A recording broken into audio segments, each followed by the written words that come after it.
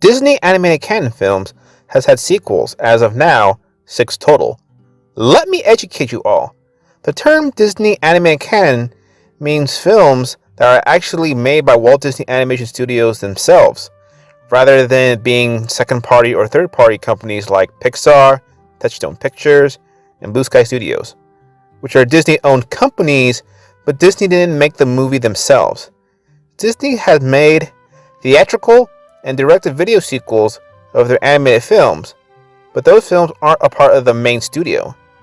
Those ones are made by the now defunct Disney Toon Studios. Today's countdown will be my top 6 Disney animated canon sequels ranked from least favorite to most favorite.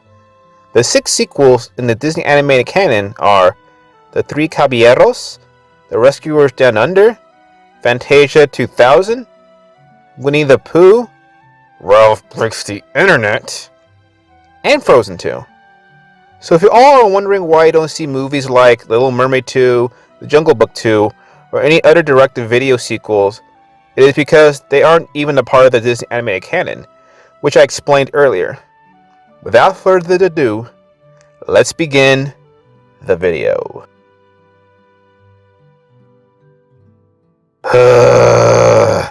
Just talking about this movie and going back to it really puts a bad taste in my mouth. You all already know how I feel about this movie, but for those who haven't seen my video whining about it, I'll talk about it here too.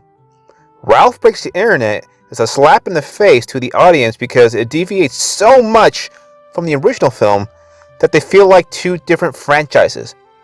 The story drags on, product placement everywhere, inconsistent writing, character butchering, outdated memes, and the whole entire princess scene plus the Oh My Disney, which was all pointless.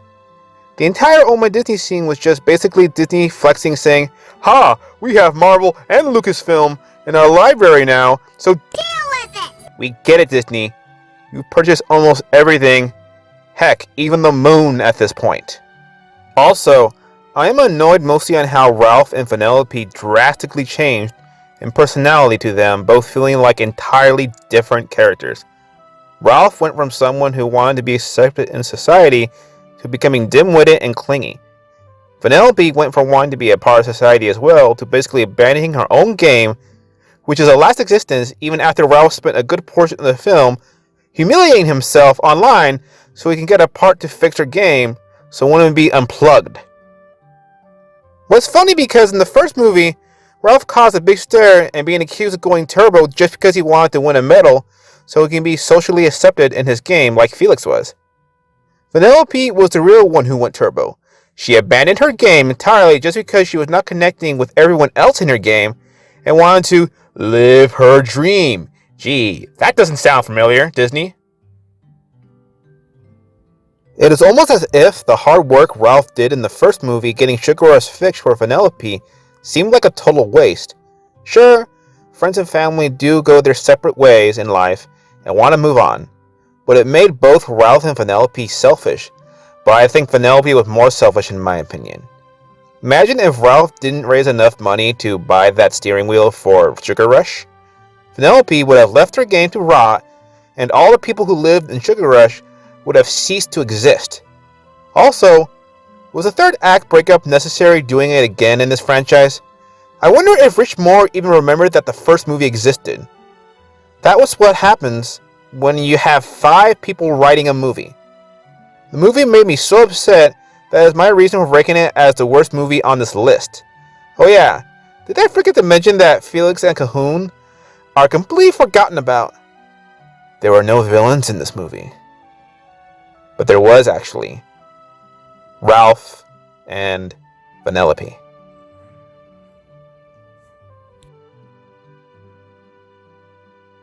I honestly don't have much to say about Frozen 2. I feel like this movie wanted to be more, but has poor execution. When this movie was first announced in March 2014, my expectations were extremely low for this movie.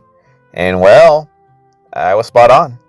Considering the fact that I feel like the first Frozen was extremely overrated, but still a good film nonetheless. It really didn't need a sequel since Frozen is not even that complicated of a story. The second movie was all over the place. Since so much happened in this film, they should have split this into 2 different movies. Where was all this crazy nature magic in the first movie? Why wasn't Anna gifted with magical powers like Elsa? Why was Kristoff chopped liver for most of the movie? Many unanswered questions. Is it just me, or does the color scheme of this movie seem kind of gloomy? At least with Ralph Breaks the Internet and the first Frozen movie, both had a lot of vibrant colors. It feels like a Zack Snyder color scheme to me. I thought this was a Disney princess movie. Also, I don't even remember any of the songs. Very forgettable. Even if Frozen 1 had songs that I got tired of hearing over and over, at least I remember them. Take something like the Star Wars prequels. Almost everyone despised them, and I personally love them. Everyone remembers them. I hardly remember Frozen 2. I feel like the only fond memory I had with Frozen 2 is that I saw it with my ex. The animation is good, like always, but I don't hate this film. I just find it... We said meh. M-E-H. Meh. If anything, Ralph Breaks the Internet is the only canonical sequel I hate on this list. Carry on. The Three Caballeros is tricky to review. It feels more like a compilation of episodes rather than a full movie. But it is in the list because it is a full-length feature. It is a sequel to the 1942 movie Saludos Amigos, which had the same concept. The movie segments is about celebrating Mexican and Latin American culture with Donald Duck, Jose Coroca, and introducing Panchito Pistos for the first time. Not really much to say about this movie. It's a bunch of segments and music. I think my favorite segments are probably the ones when the Three Caballeros were together. I really like the slapstick in this. It's nice to see them talk about Mexican and Latin American culture. It was educational to an extent. That'd be cool if they made another movie like this, but dive into possibly Asian, European, Oceanic, or African culture. I've learned a little bit from this movie. This movie is important since this was one of the earlier films to use the live action and animation to blend in with each other, which they did a good job on. Plus, this was the 10th anniversary of Donald Duck, who first debuted in 1934 animated short, The Wise Little Hen. The Three Caballeros may not be the best film ever, but it is important to Disney animation history.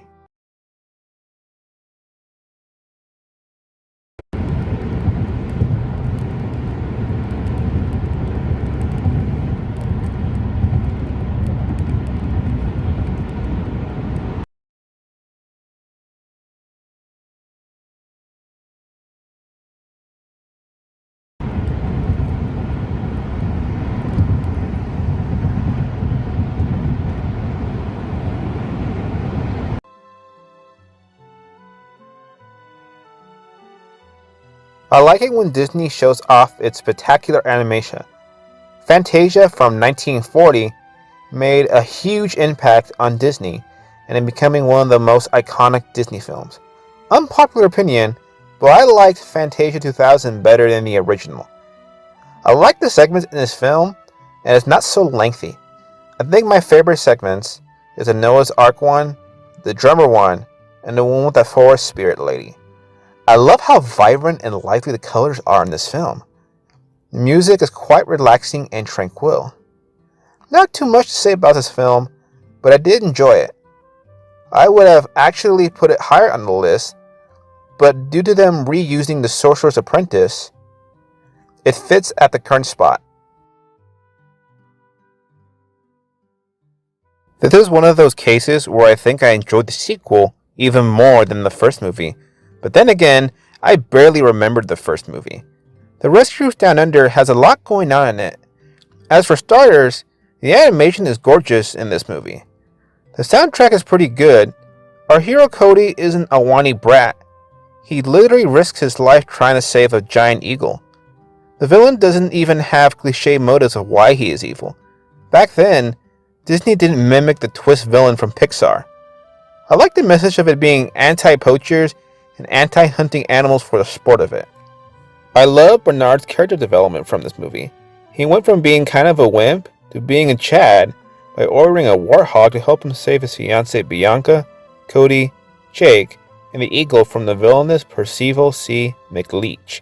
Now look, I've got a long way to go. You're gonna take me there, and you're not gonna give me any trouble about it, right? I feel like McLeach makes most of the movie. The late George C. Scott did an excellent voice performance of the villain who didn't give a crap about the law. My mama called the Rangers. Oh no, not the Rangers. What'll I do? What'll I do? Don't let your ma call the Rangers, please. My poor baby boy that eats by the crocodiles. McLeach, in my opinion, was more iconic and more memorable than Medusa. I recommend giving this movie a shot. Honestly, you don't have to see the first movie to understand this one. I like that it is a standalone movie. I think they should put this movie into Kingdom Hearts 4.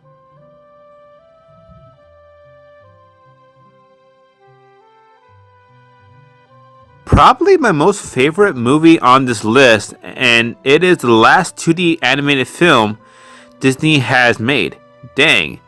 This movie is already 10 years old, following 34 years after the many adventures of Winnie the Pooh, a sequel which was released in 2011 as just Winnie the Pooh. I feel like they could have had a better title name. Maybe like Winnie the Pooh in the Baxton 2, or The Further Adventures of Winnie the Pooh. Anyways, I'm getting ahead of myself. Winnie the Pooh, in my opinion, is actually pretty well made.